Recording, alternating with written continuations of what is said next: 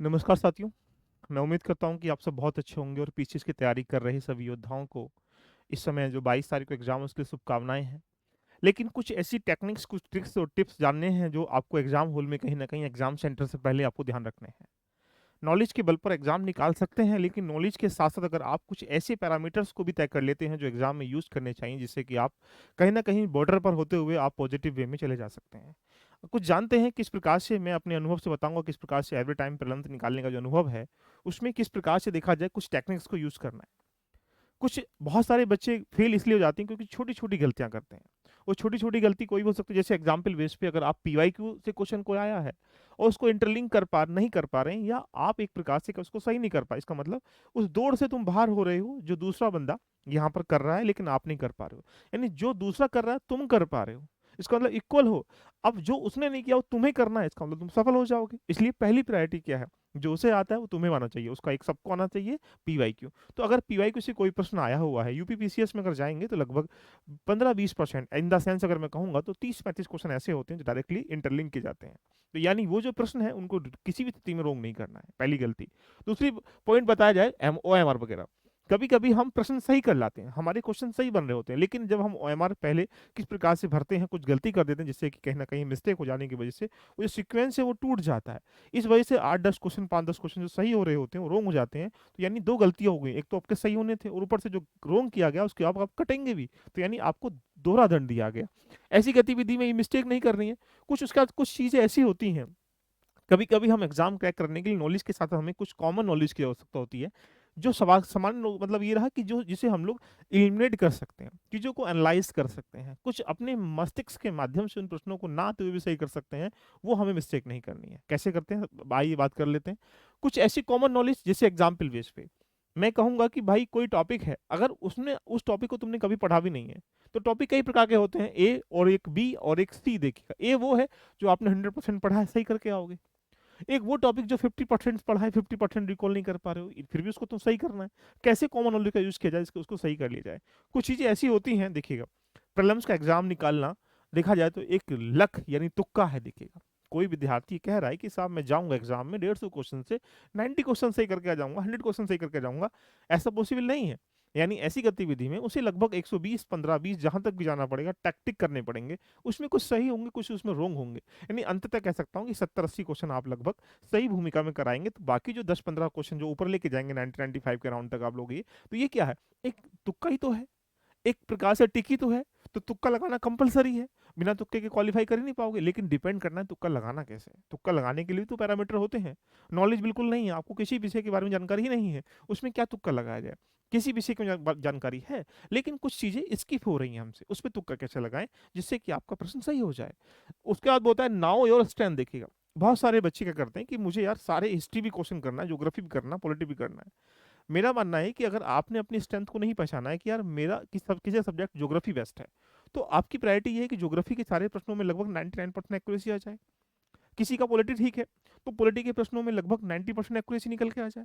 किसी का हिस्ट्री ठीक है, तो यानी कुल मिला के आपको अपनी स्ट्रेंथ को पहचानना पड़ेगा कि हाँ, हमारा कौन कौन सा सब्जेक्ट ऐसे हैं जहां से प्रश्न आएंगे उसमें हम अच्छा टाइम देकर सही प्रश्न करके आएंगे। कुछ ऐसे आपके एरियाज होंगे जो वीक होंगे, उस पर कम टाइम देके जितने प्रश्न बन रहे हैं सही वो करा पाएंगे। तो तुक्का भी कहाँ लगाएंगे, जो आपके स्ट्रॉन्ग क्वेश्चन होंगे, स्ट्रॉन्ग एरियाज होंगे, स्ट्रेंथ आपकी बेटर होगी। देखिएगा, तो अपनी स्ट्रेंथ को आपको पहचानना है कि मेरा वीक एरिया कौन सा है, स्ट्रॉन्ग एरिया कौन सा है, जिससे कि आप लोग उन प्रश्नों को ज्यादा तुक्का लगा सकें, उन प्रश्नों को ज़्यादा टाइम दे सकें, उन प्रश्नों को ज़्यादा सही कर सकें, जो आपको एक प्रकार से कहीं ना कहीं इंटरलिंक करके आते हैं। तो कुछ चीज़ों को आपको यहाँ पर जानना पड़ेगा। जैसे सबसे पहली प्रायोरिटी पड़ जाती है, देखिएगा, इससे पहले मैं आपको ये बता दूं, देखिए हमारे पास यूपी पीसीएस के एलवीआईएस पे दिसंबर 25 तारीख से 3 से 4 प्रोग्राम स्टार्टिंग हो रहे हैं। जो अगर आप आरओ की तैयारी कर रहे हैं तो प्री मेंस का बैच स्टार्टिंग हो रहा है। अगर आप मेंस की तैयारी कर रहे हैं तो मेंस का बैच भी स्टार्टिंग हो रहा है। यहाँ से पीसीएस के लिए 25 के लिए फाउंडेशन स्टार्टिंग हो रहा है। एंड देन मेंस के लिए 2024 के जो बच्चे जो प्रीलिम्स क्वालिफाई करेंगे उनके लिए मेंस स्टार्टिंग हो रहा है। एंड आफ्टर दैट यूपीएससी के लिए फाउंडेशन चल रहा है, और आईएएस के जो 25 का एग्जाम प्रीलिम्स का उसके लिए स्टार्टिंग हो रहा है। करना है क्या है, आपको एलवी लर्निंग एप्लीकेशन पे जाना है। ऐसा इंटरफेस आपको देखने को यहाँ पर मिलेगा। जैसे ही आप एंट्री करेंगे तो आप यहाँ जाके उसको ज्वाइन कर सकते हैं। आपके सामने यहाँ सारी चीज़ें अवेलेबल हैं। अगर आप बात करते हैं कि देखिएगा हमें सबसे पहली पॉइंट है कि हमारे पास जो ओएमआर है उसे भरने का सबसे जो बेस्ट क्रम है, ऐसा कभी नहीं होना चाहिए। जैसे आप यहाँ भर दिया, हल्का सा टिक लग गया, इसका मतलब दो ओ कॉपी चेक नहीं होगी। कॉपी तो चेक होगी लेकिन ये चेक नहीं होगा, इसको मार्क नहीं करेगी मशीन।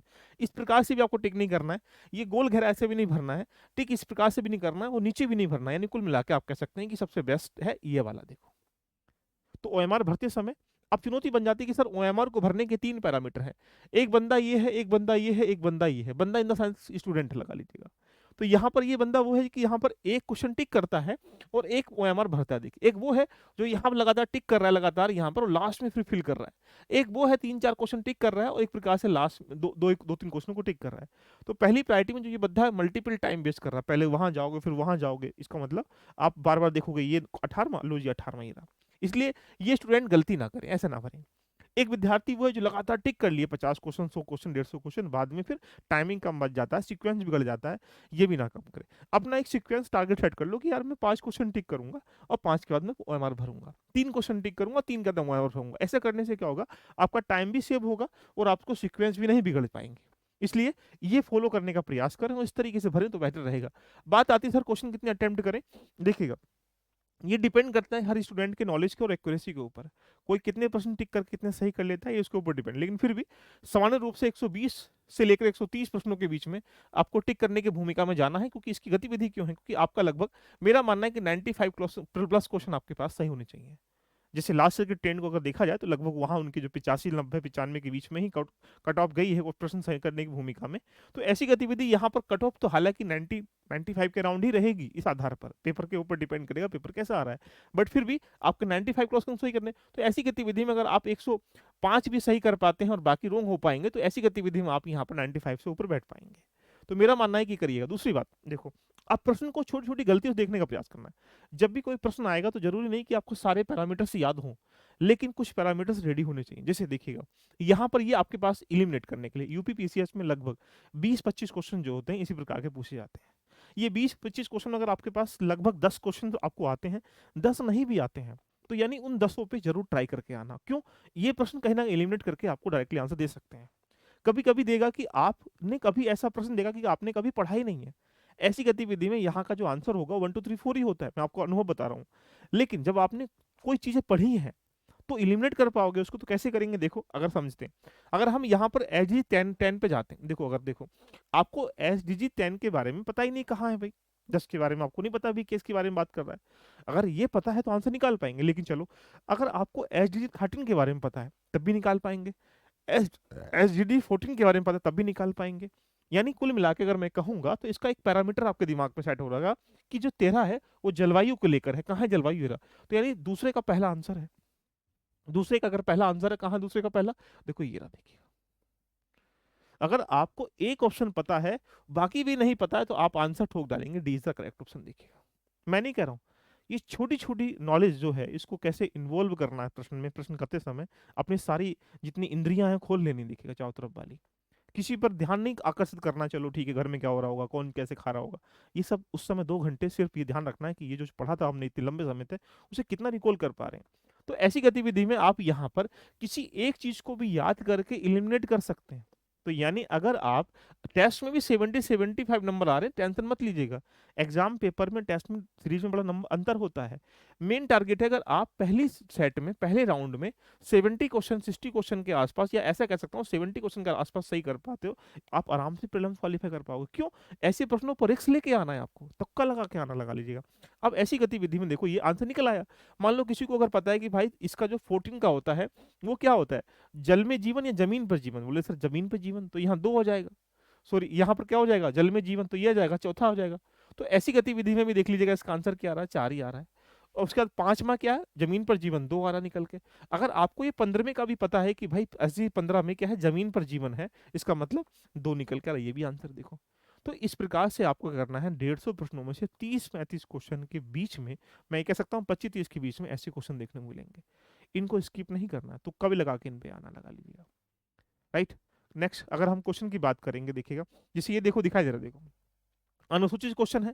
अब सबको पता है भाई 8वीं अनुसूची में क्या है, भाषा है। यानी 8वीं में, 3थे में, 4थी में, 5वीं में, किसी में भी कम से कम एक तो कुछ तो पता होगा ना। और जब कुछ पता होगा तो वहीं से आंसर निकल जाएगा। जैसे अगर आपको पता है कि भाई 8th शेड्यूल में हमारी लैंग्वेज है, लैंग्वेज कहाँ दिखाई दे रही है, लिखिए लैंग्वेज, ये तो ये रहा, देख लीजिए क्या है, बोलेंगे सर तीसरे का पहला आंसर है, सॉरी चौथे का तीसरा आंसर है। चौथे का तीसरा आंसर कहाँ मिल रहा है, उसको हम लोग पहचानेंगे, देखिए ये चौथे का तीसरा आंसर ये लगा लीजिएगा। तो आंसर क्या होगा, देखो सी राइट ऑप्शन, देख लीजिएगा। मैं नहीं कह रहा हूँ, ये 2023 में आए हुए प्रश्नों को दिखा रहा हूँ कि इस प्रकार से 2023 में किस प्रकार से ध्यान रखना, क्वेश्चनों को इंटरलिंक करके हम लोग एक एक प्रश्न को समझ सकते हैं। अच्छा ये भी नहीं पता आपको तो देखिएगा, किसी ने कुछ तो पता होगा। अगर आप यहाँ पर बात करते हैं चौथी अनुसूची में क्या है, सातवीं में क्या है तो सातवीं में हमारे पास क्या है, जो हमारे पास विषय सूची है सातवें में, तो ये क्या है, बोलेंगे सर यहाँ पे तीसरे का चौथा है। और तीसरे चौथा हमें कहाँ मिल रहा है, सिर्फ एक जगह ही मिल रहा है, लगा ली तब भी आंसर सी निकल के आ रहा है। तो ऐसे प्रश्नों को बिल्कुल नहीं छोड़ना है, ये प्रश्न छोड़े इसका मतलब प्रीलिम्स से आउट हो जाओगे, है ना। मजा आ रहा है। अब बात करते हैं, देखिएगा यहाँ पर देखो एक क्वेश्चन और मैं दिखाता हूँ, देखिएगा जिससे कि अब सोचो कुछ ऐसे प्रश्न भी आपको देखने को मिलेंगे जहां पर तुक्के के साथ माइंड मेकिंग भी होंगे। इमेजिन करो, आवासीय क्षेत्र है, शांत क्षेत्र है, इंडस्ट्रियल क्षेत्र है और यहाँ व्यावसायिक क्षेत्र है। अब आप बताओ, बहुत लॉजिकल कंसेप्ट में आप मुझे बताने का प्रयास करना, बहुत मजा आ जाएगा। भाई जहाँ आवास होगा वहां तो ध्वनि शोर जो है हमारे पास ज्यादा होगा, और जहां बिल्कुल शांत होगा उसमें कम होगा, नहीं होगा। तो जहां लोग रह रहे होंगे वहां ध्वनि शोर जो है ज्यादा होगा, जहां शांत के मुताबिक। तो अब एक बात सोचो, ये रेसिडेंटल एरिया है, ये साइलेंट जोन है, ये इंडस्ट्रियल एरिया है या कॉमर्शियल है। भाई सबको पता है इंडस्ट्रियल एरिया में, साइलेंट एरिया में एक प्रकार से कह सकते हैं अंतर आएगा। तो अब इन दोनों में कंपेयर कराओगे यहाँ पर, तो आवासीय एरिया में, शांत एरिया में, तो शांत एरिया में सबसे कम डेसिमल होगा। तो यहाँ आप कह सकते हैं सर दूसरे का पहला आंसर। दूसरे के पहले होने से आंसर क्या हो गए, दोनों रॉन्ग हो गए। अब आपके पास क्या बचे, सी और डी में से एक आपको चूज करना, लगा लीजिएगा।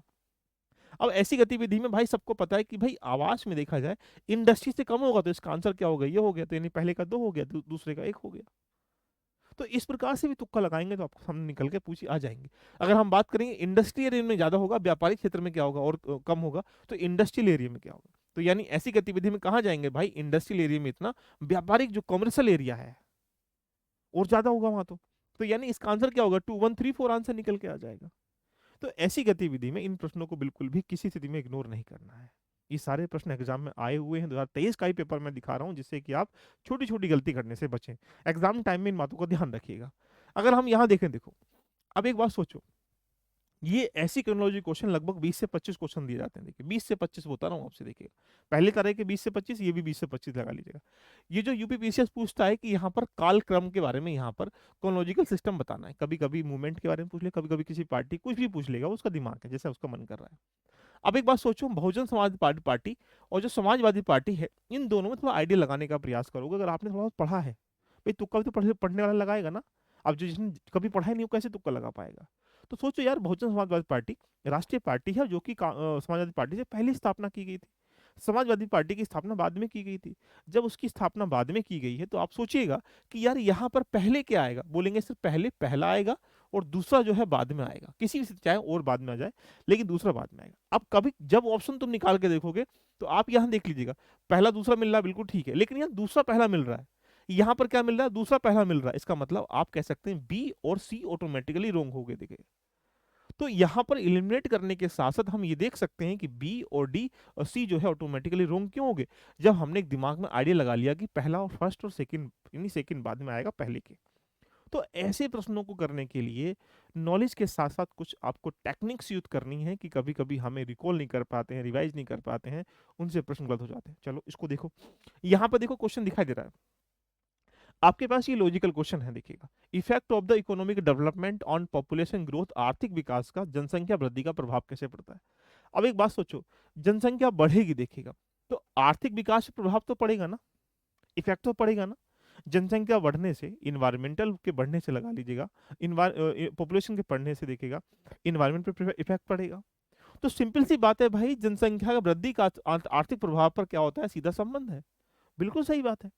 तो क्योंकि जनसंख्या के आर्थिक विकास का जनसंख्या प्रभाव, विकास होगा तो जनसंख्या ठीक स्थिर रहेगी, नहीं हो तो लोग पैदा करेंगे बच्चे जनसंख्या आर्थिक विकास करने के लिए। तो ये ऐसी चीजें कभी किताब में नहीं लिखी गई होती हैं, ये माइंड मेकिंग होती हैं, ये सोचनी होती, लगा लीजिएगा। इसलिए इन दोनों का आंसर क्या हो जाएगा, सी निकल के आ जाएगा। अब और भी क्वेश्चन देखने का प्रयास करो, देखो ये लिखा है, देश के पर्यावरण को बनाए रखने के लिए जनसंख्या नियंत्रण आवश्यक है। भैया बताओ, वही क्वेश्चन है, लॉजिकल, वही 2023 का क्वेश्चन, वो भी 2023 का क्वेश्चन था। भाई देश में पर्यावरण को बनाए रखना है तो जनसंख्या को नियंत्रण करना पड़ेगा, बिल्कुल सही बात है। क्यों? जनसंख्या ज्यादा बढ़ाओगे तो घर मकान रोटी कपड़ा पानी सब कुछ उन्हें चाहिए। इसके लिए आप क्या करेंगे? इंडस्ट्री खोलेंगे, पेड़ पौधे काटेंगे, सब काम करेंगे ना।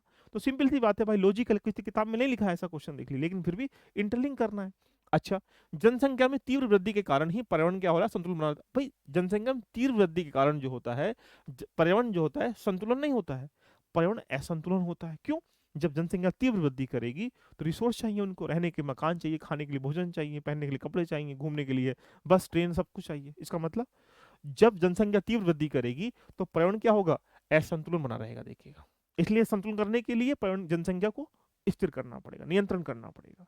इसलिए ये क्या हो गया? रोंग हो गया। आंसर क्या हुआ? यानी ए सही है, आर आर गलत है, तो क्या बोलेंगे सर यहाँ से ए सही है, आर आपका गलत है, तो आंसर क्या हो जाएगा? बी। देखो, तो ऐसे प्रश्नों को जब 10-15 प्रश्न ऐसे ही दिए जाते हैं, 15-20 प्रश्न के आसपास कथन कारण वाले, वो ऐसे प्रश्न होते हैं जो लॉजिकल कंसेप्ट वाले होते हैं। तो नॉलेज के साथ साथ कॉमन नॉलेज, कुछ टेक्निक्स का, सिली मिस्टेक्स का ध्यान रखना है कि हमें नहीं करनी है। मजा आ रहा है? नेक्स्ट अगर हम लोग बात करेंगे, देखो ये लिखा है। अब एक बात सोचो, इमेजिन कर लीजिएगा। यहाँ पर कालक्रम के आधार पर दृष्टि से बताना है कि कौन सी घटना अंतिम थी, देखिएगा। अब एक बात सोचो, इमेजिन करिएगा। होम रूल अगर आपको आइडिया है तो 1916 में हुआ, जलियांवाला कांड 1919 में हुआ, दिखेगा। खिलाफत भी लगभग 1919 21 से चला, मोपला 1921 में होता है, लगा लीजिएगा। तो इसका मतलब आप अगर पता है तो आंसर दे पाओगे, लेकिन नहीं है पता है तो कैसे करोगे? तुक्का कैसे लगाएंगे? मान लो आपको दो पता है, देखिएगा, होम रूल पहले हुआ, भाई सबको पता है, हत्याकांड हुआ, तो आप ये कह सकते हैं सर ये तो कभी नहीं होगा क्योंकि ये पहले बाद में होगा। अब आपके पास खिलाफत पता है, खिलाफत तो भाई जब ही हुआ ना, कांग्रेस के और उसके बीच में गांधी जी खिलाफत कमेटी के अध्यक्ष कब बने? जलियांवाला कांड हो चुका था, वो मांग कर रहे थे उधर से ऊपर, तुर्की वाला मैटर था खलीफा का। तो यानी ये पहले नहीं होगा, अब ये बाद में होगा। अब इन दोनों में लिंक करना लगा लीजिएगा। तो तुक्का लगाने के लिए भी कुछ ऐसे पैरामीटर सेट करने हैं कि भाई अगर दो प्रश्न में से अगर आप यहाँ तुक्का किसी में लगाओगे तो प्रायोरिटी कहीं ना कहीं दो में से एक सही करने की होगी। यहाँ चार में से दो तो आपने काट दिए ना। तो इसलिए कोशिश करिएगा कि यहाँ पर जब भी आप चीज़ों को देखें तो ये देख लें कि हाँ मुझे किस प्रकार से इंटरलिंक करना है। चलो और देखो, देखो ये क्वेश्चन बिल्कुल टाइम टेकन है, देखिएगा। अगर आपने 1857 की क्रांति को पढ़ा है लेकिन कुछ चीज़ें आप लोग सब कुछ भूल चुके हो। ये तो पता होगा ना, क्रांति मेरठ से स्टार्ट हुई। ये तो पता होगा 10 मई को स्टार्ट हुई थी, 11 में दिल्ली पहुंची थी। अब एक बात सोचिए, इमेजिन करिएगा, निम्नलिखित में से कौन सा 1857 के विद्रोह का सही एक प्रकाश मूल्य नहीं है? देखो क्या है। 11 मई को झांसी, कहां पर 11 मई को झांसी पहुंची 57 में। सबको पता है कि 10 मई को मेरठ से स्टार्टिंग होती है और 11 मई उसी रात को देखा जाए दिल्ली पहुंच जाती है। तो 11 मई को कहां पहुंची? दिल्ली पहुंची भाई। लॉजिकल कंसेप्ट है, याद भी नहीं है। झांसी कब पहुंची है इससे मतलब नहीं रख रहा है, मतलब ये रख रहा है कि तुम्हारे पास कितना कंसेप्ट रेडी था। तो आंसर क्या हो गया? बोलेंगे सर यहाँ से ये यही आंसर है, बाकी ये आपको पता नहीं है कहाँ कहाँ कब हुआ, छोड़ो यार, मारो गोली ना। तो जब भी आप प्रीलिम्स एग्जाम दें तो ध्यान रखिएगा कि यहाँ पर उपरोक्त में से कोई उत्तर ना होने के रूप में संभावना लगभग 34% यहाँ पर रहती है। ऐसे कथन जहां पर अत्यंत लिखा हो, हमेशा लिखा हो, कभी नहीं हो, अनिश्चित शब्दों का जो प्रयोग किया गया, देखिएगा जो संभावना अधिक होती है कि प्रश्न ऐसे क्या होते हैं, गलत होते हैं। मैं लिखूं भाई, देखिएगा, जनसंख्या बढ़ने से केवल पर्यावरण घटता है। रोंग है, केवल लिख दिया मैंने, कुछ और भी तो घटता है। ऐसे शब्दों से बचने का प्रयास आप लोग करिएगा। तो कुल मिला के मैं कह सकता हूं कि यहाँ पर प्रीलिम्स क्वालिफाई करने के लिए आपके पास यहाँ पर कुछ जो मिस्टेक्स हैं उसको फॉलो करना है कि बिल्कुल ना हो पाए। क्लियर है? तो आप सभी को बहुत बहुत शुभकामनाएं हैं। हम एग्जाम के बाद यूपीपीसीएस आरओ यारो और फाउंडेशन सबको स्टार्टिंग कर रहे हैं। आप हमारे साथ जुड़कर नीचे लिंक दिया उसको ज्वाइन कर लीजिएगा, और टेलीग्राम का लिंक भी है, व्हाट्सएप लिंक भी है, एप्लीकेशन डाउनलोड कर लीजिएगा। धूम मचाते हैं एग्जाम के बाद। जो बच्चे प्रीलिम्स क्वालिफाई करेंगे वो मेंस पढ़ेंगे, जो बच्चे 25 देंगे वो फाउंडेशन पढ़ेंगे। आरओ वाले फाउंडेशन बैच है प्री मेंस का, आरओ का मेंस का बैच भी है, लेटर राइटिंग ऐसी राइटिंग का, यूपीएससी के लिए प्रीलिम्स का बैच भी है, यूपीएससी के लिए फाउंडेशन बैच भी है। ठीक है, मजा आया तो एक बार कमेंट कर दीजिएगा, और मुझे उम्मीद है कि आप सब अच्छा करके आएंगे और अपने सपनों को पूरा करने के लिए अंतिम जो दिन बचे हैं उसमें अच्छी तरीके से चीज़ों को रिवाइज कर पाओगे। करंट पे विशेष ध्यान रख लीजिएगा। All the best.